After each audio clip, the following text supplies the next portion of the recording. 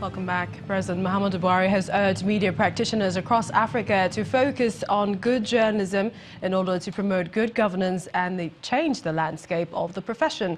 The president was speaking at the opening ceremony of the 67th Annual Congress of the International Press Institute at the Presidential Villa. Our correspondent Gloria Muzueke reports. President Muhammadu Buhari arriving the banquet hall of the Presidential Villa for the 67th World Congress of the International Press Institute, where hundreds of journalists and media executives from over 40 countries gathered. Access to justice, safety and press freedom were some of the issues the executive director of the institute and other media executives canvassed at the event. The NGN World Congress is the gathering of those who have chosen to join hands to fight against anybody who wants to silence the press. The press fights for the rights of all Nigerians. And we have continued to do that, and have continued to enjoy a relatively free press. Mr. President, sir. Nigeria's President Muhammadu Buhari, however, asked that the media work to encourage good governance. In a world where the borderline between hate speech and free speech has become blurred, good journalism matters. In an environment where fake news dwarfs investigative reporting, good journalism matters. For survival in an increasingly competitive field, good journalism matters. Good journalism promotes good governance. I therefore urge participants to give depth to the topic in your discussions and conclusions. About the tax. Earlier, journalists had a conversation with members of cabinet in a panel moderated by the chairman of Channels Media Group, Mr. John Momo. On a scale of 1 to 10, how much would you say that you've been able to checkmate these porous borders? In our own effort, I will tell you 10 over 10, our own effort. But our own effort. I'm not saying that we've reached where we should. We haven't. We have a lot to do, and I've mentioned that. The ministers opened up on achievements, challenges, and the way forward. Oil actually doesn't produce many jobs. So one of the things we had to do was to unlock the other 90% of the economy. And what's needed to unlock that economy is infrastructure. Agriculture, you wouldn't mention Nigeria for agriculture, but actually agriculture is 25% of GDP. So we recognized as a government, if we put the infrastructure in place, we can actually sustainably grow these areas, create jobs for our people, and create wealth. Having said that, it takes more than one administration to build a country. So one of the most important things is to continue on this trajectory and to continue to have these conversations. Other ministers gave reasons why President Muhammadu Buhari should be re-elected in next year's general elections. Because we've delivered on all our promises. We promised Nigerians we are going to fight insecurity. We fought insecurity. We promised Nigerians we are going to revamp the economy. We have revamped the economy. The institute, which would clock 70 years in 2 years, also works to secure the release of journalists who are jailed in the line of duty. Well, this is the first time the International Press Institute will be meeting in Africa, and for the next 2 days they will be discussing issues surrounding press freedom, hate speeches or fake news, amongst other things. Now, the expectations that this Congress will address critical challenges affecting the profession globally, especially here in Nigeria. From the Presidential Villa, Gloria Umezuke, Channels Television News.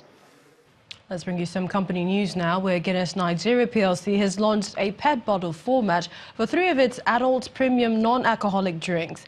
At a formal ceremony in Lagos, southwest Nigeria, the company also unveiled its PET manufacturing line and ancillary facilities, which the management says cost about 6.5 billion naira.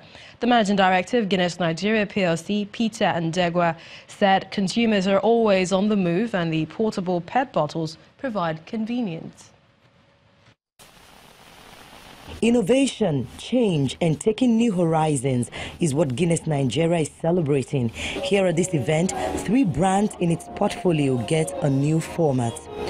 We are so pleased to have you with us today to celebrate the launch of a new exciting format for our adult premium non-alcoholic beverages. And that is an exciting way for us to talk about PET, or PET as we say, for Dubic Malt, Malta Guinness, and Origin Zero. 3. Then it's time to unveil the company's new PET bottling factory, as journalists get to see the process firsthand, from the manufacturing of the bottles to the finished product.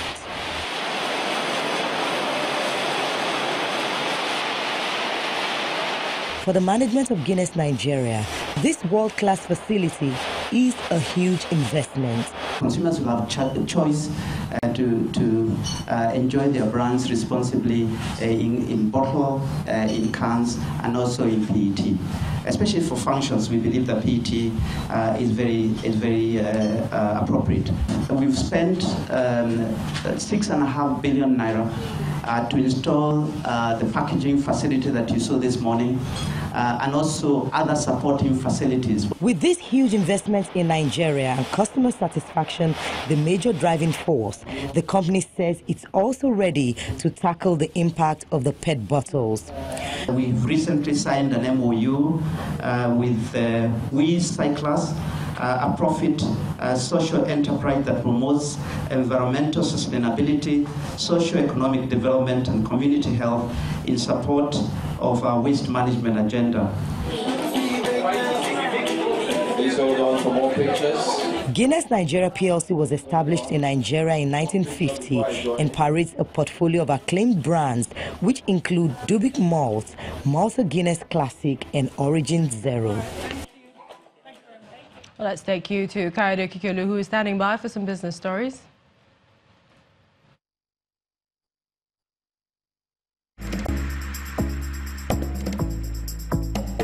You First. First Bank.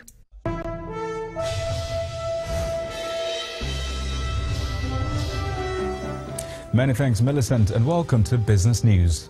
Officials of the Securities and Exchange Commission have expressed determination towards the attainment of 80% financial inclusion by the year 2020.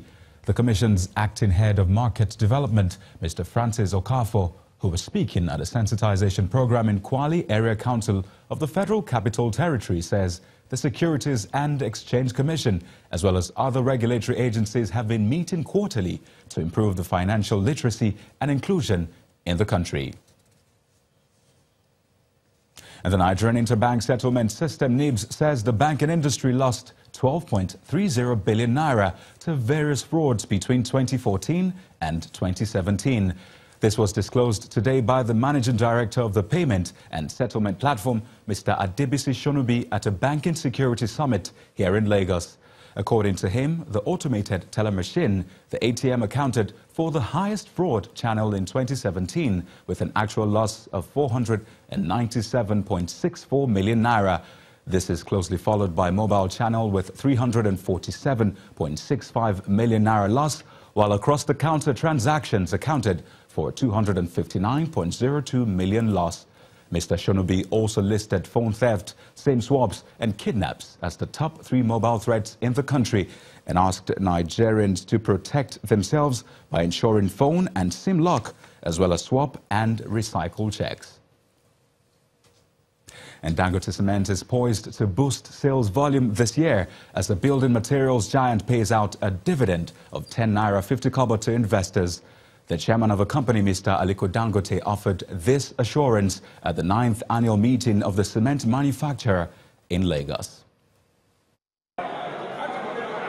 For Dangote Cement, 2017 was the best ever year, with revenues soaring 31% to 805 billion naira. The multinational, tradable on the Nigerian Stock Exchange, also opens new shops in the Republic of Congo and Sierra Leone, bringing the manufacturer's total capacity to 45.6 million metric tons across 10 countries. Despite these achievements, however, sales volume fell 7% to 21.9 million tons, following a 15.9% decline in the home market.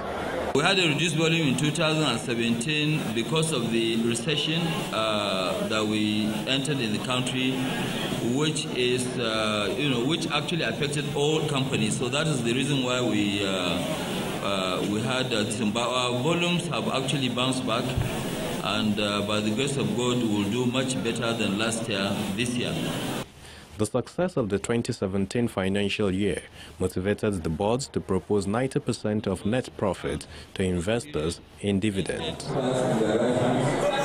Anybody objecting to this motion? I hereby declare the motion has been carried. Shareholders also approved the board membership of new directors, including Mrs. Cherry Blair, wife of a former British Prime Minister. Anybody objecting to this motion? Nobody. I hereby declare that the motion has been duly carried. 2016 we had one on board, and by today we have 2 of them on board, which is brilliant. And so we women, we are happy about that progress. Last year they give us 8 naira 50 kobo, but this year they give us 10 naira 50 kobo. So an increase of 2 naira compared to last year dividend. So I hope by next year we will see a lot of changes. To deliver sustainable returns on investments, Dangote Cement looks to pursue growth in dragging Pan-African markets, ramping up plans for the London Stock Exchange listing in the near future. Well, Nigeria's equities market dropped further for the 5th consecutive session, marking its longest streak of losses so far this month. Isi Adebayo has the details.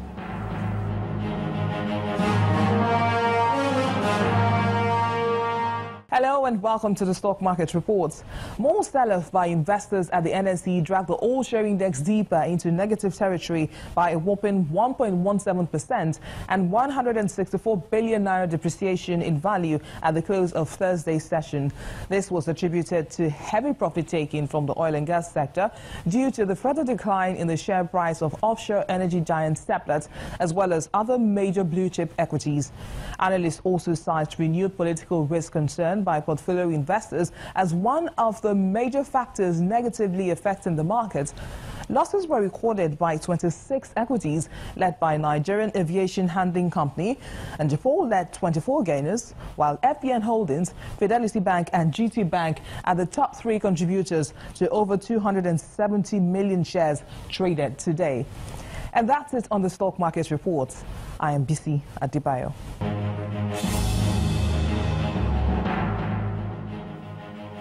Thank you, Bisi. Well, major global equities end Thursday's trading session mostly negative amid tension ahead of OPEC's meeting on Friday, as well as reports that European Union's retaliation on U.S. over tariffs will begin on June the 22nd. Now, here are the closing numbers.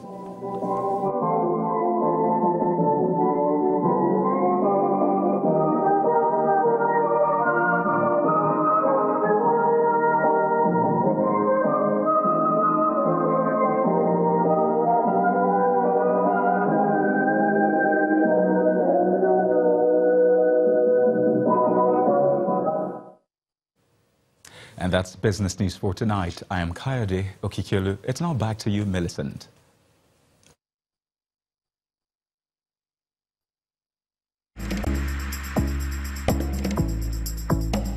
You first.